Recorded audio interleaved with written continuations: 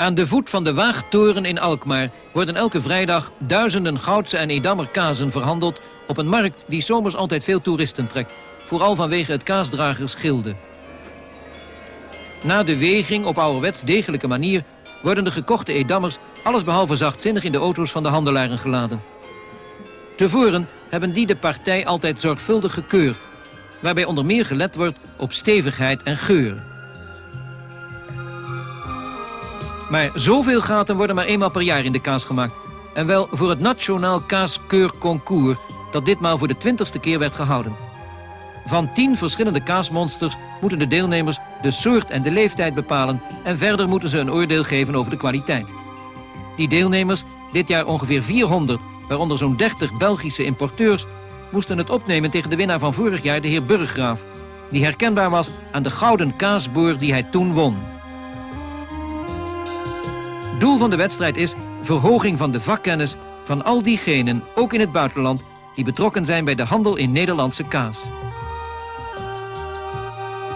Kennis van de kwaliteit bij kaasmakers en verkopers is daarom zo belangrijk, omdat kaas voor onze economie van enorme betekenis is. Nog altijd is een deel van de Nederlandse kaas afkomstig van de boerderij. Wij bezochten er een waar Erasmus in zijn jeugd 5 jaar heeft gewoond. De kaastobbe is een van de belangrijkste apparaten op de boerderij. Er gaat zo'n 800 liter melk in, waaraan eerst een hoeveelheid melkzuurbacteriën wordt toegevoegd. Dan komt het stremsel erbij dat ervoor zorgt dat de kaasstof in de melk vaste vorm aanneemt. Daarna wordt de gestremde melk door roostervormige messen gesneden. Een groot deel van het vocht, de wei, treedt nu uit en de vaste stof, de wrongel, bezinkt. De wrongel wordt uit de tobbe geschept en in de kaasvorm gedaan. 800 liter melk verandert zo in ongeveer 80 kilo boerenkaas.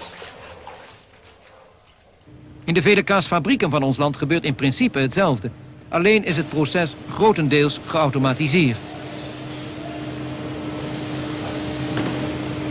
Wordt bij de boerenkaas uitsluitend melk van de eigen veestapel gebruikt, waardoor de smaken sterk kunnen verschillen. Bij de fabriekskaas wordt er onder andere door pasteurisatie van de melk voor gezorgd dat de kwaliteit en de smaak constant blijven. Ongeveer 4 dagen blijft de kaas in een pekelbad, waarin onder andere de korst verder wordt gevormd en waarin de kaas zijn eigenlijke smaak krijgt. Wat op de boerderij nog met de hand gebeurt, gaat in de modernste fabrieken vol automatisch, vaak gestuurd door een computer.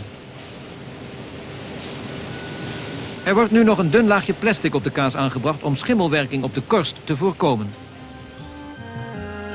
Vorig jaar exporteerde ons land voor meer dan 1 miljard gulden aan kaas.